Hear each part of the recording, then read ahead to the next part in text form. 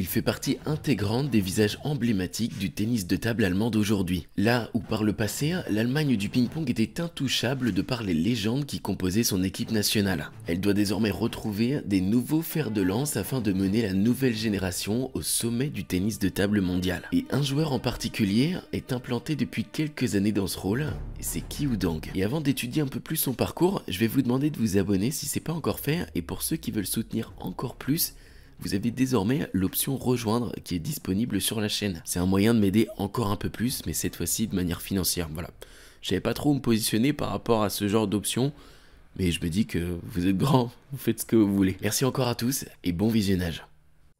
Qiu Dong est donc né le 29 octobre 1996 à Nürtingen en Allemagne. Il est le fruit d'un héritage puissant puisque ses parents, Qiu Jiangqin et Chen Hong, étaient tous deux pongistes de très haut niveau en Chine. Son papa a notamment joué pour l'équipe nationale chinoise et a même remporté les championnats du monde étudiants en 1987. Il a aussi joué en Bundesliga et entraîné l'équipe du TTC Frickenhausen. Et si nous poussons un peu plus les recherches, on peut voir qu'en 2017, il a aussi dirigé l'école de tennis de table de Nürtingen. Et pour ce qui est de sa maman, Chen Hong, elle a fait partie de l'équipe nationale chinoise également et pu jouer en Bundesliga. Et je vais revenir sur l'une des premières phrases que j'ai dit en début de vidéo, c'est-à-dire que Qiu Dong est le fruit d'un héritage puissant. Est-ce que vous comprenez maintenant pourquoi ? Le tennis de table est donc une affaire de famille et la passion se transmet de génération en génération. Et c'est donc à Qiu Dong de s'y mettre. Dans cette famille, la balle ne s'arrête jamais et dès son plus jeune âge, il baigne dans l'univers du ping. Et donc à ses 13 ans, il participe à ses premiers tournois internationaux. Et en 2010, il décrochera ses premières médailles au championnat d'Europe junior cadet en simple et en équipe. Ah oui, au fait, l'histoire familiale n'est pas terminée, puisque son frère aîné aussi joue au tennis de table. Il s'appelle Qiu Liang et ses fameux championnats d'Europe, eh bien, ils les remportent ensemble. L'une des particularités de Qiu Dong, c'est évidemment sa prise porte-plume. Il est l'un des seuls à la maîtriser aussi bien en Allemagne. Et malgré le fait que son père lui avait conseillé une prise orthodoxe au début de sa carrière, Qiu Dong n'en a fait qu'à sa tête et a décidé d'opter pour celle qu'il préférait. Vous allez comprendre par la suite que c'était littéralement un très bon choix. Et pour ce qui est de son parcours en club, il est très simple étant donné qu'il se résume uniquement à l'intérieur de la Bundesliga. Il commence donc à Frickenhausen jusqu'en 2015, là où son père était également. Il passera par Ober-Erlenbach, Gruvertersbach, voilà je peux pas le dire, je suis désolé. Pour terminer en 2021 jusqu'à aujourd'hui au Borussia Düsseldorf, ce qu'on pourrait autrement appeler le temple du ping allemand. Il est également emblématique du point de vue national étant donné que de très grands joueurs y sont passés, tels que Timo Boll, Christian Süss, Patrick Baum. Ils sont également extrêmement compétitifs en Ligue des Champions, c'est donc la parfaite occasion pour Qiu Dong d'améliorer et de peaufiner son jeu face aux meilleurs joueurs internationaux. L'Allemagne est un pays de grande renommée du tennis de table, et aujourd'hui elle fait face à une transition complexe. La fin de carrière de Timo Boll, celle d'Ovtcharov qui approche également, et les piliers de l'équipe nationale passée ne sont donc plus en mesure d'assurer leur rôle de leader. Et depuis maintenant plusieurs années, Qiu Dong s'inscrit comme étant la parfaite transition générationnelle. L'Allemand a été 2 fois champion d'Allemagne en simple et a eu près de 6 médailles en double. Et pour ce qui est de son parcours européen, en 2021, il devient champion d'Europe en par équipe et en double avec Nina Mitterleham. En 2022, lorsqu'il est à son apogée, il devient champion d'Europe en simple. Et sans compter tous les nombreux podiums au top 16 européen et Jeux européens. Ah oui, et accessoirement vice-champion du monde en par équipe en 2022.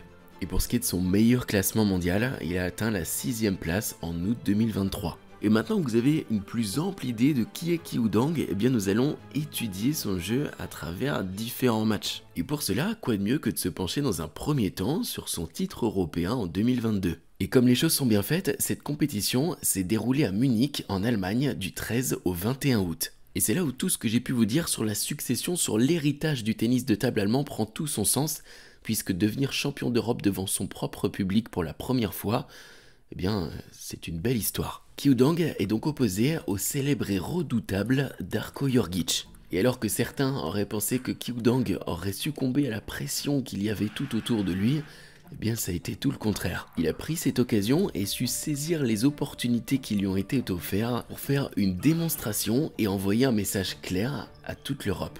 Et ce que j'ai oublié de vous dire, mais ce sont des traits de caractère extrêmement importants pour décrire aussi le personnage qu'il est. Il nous apparaît comme étant quelqu'un de très humble, travailleur et passionné, et je dirais finalement qu'il incarne le parfait équilibre entre la rigueur allemande et la finesse chinoise. Il est à la fois capable de développer un niveau de jeu basé sur la variation, la vitesse et les placements millimétrés, mais aussi capable de changer de rythme en un clin d'œil. Et de par sa palette de jeu, il est capable de surprendre ses adversaires de par des coups que l'on pourrait qualifier d'imprévisibles. Qiudong, c'est également un des joueurs du circuit les plus physiques. Il s'entraîne non-stop, il le dit même très souvent.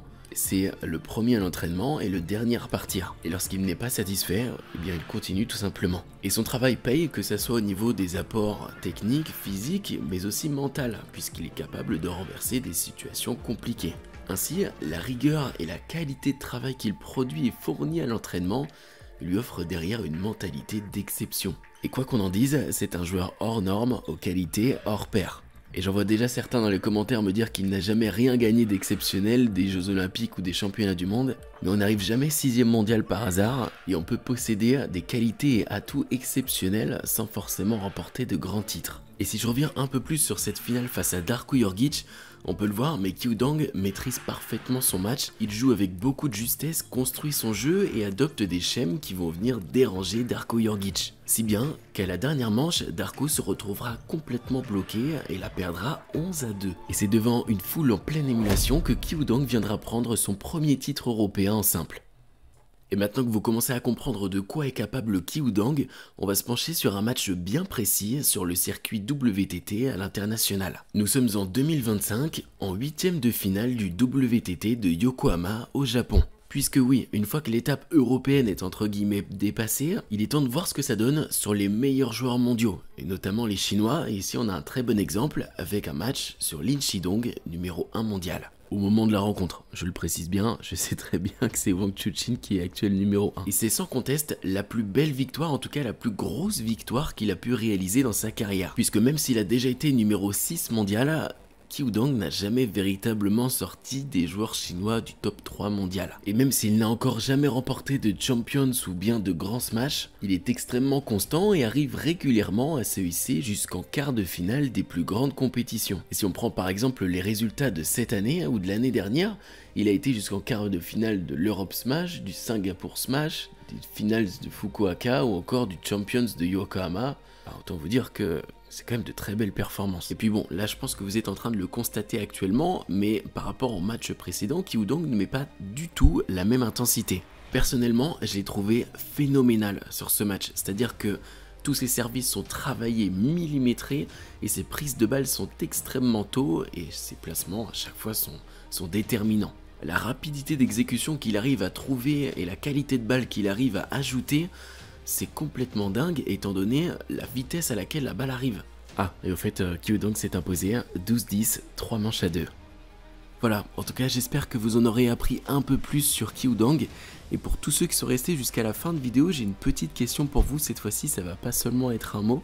Mais est-ce que vous pensez que l'Allemagne a le potentiel pour devenir championne d'Europe en par équipe, avec notamment la pépite Bertelsmeyer, ou encore Patrick Franziska, ou encore Dimitri Jovcharov, la légende encore en course? Tout ça bien évidemment aux côtés de Qiudong, le nouveau Wang Hao comme certains le disent, même si je pense que c'est pas encore totalement pareil. Mais voilà, n'hésitez pas à me dire vos avis dans les commentaires, ça m'intéresse fortement. Bon, dans tous les cas, je serai pour la France, mais la question se pose quand même, voilà. Merci à vous, et puis on se retrouve très bientôt.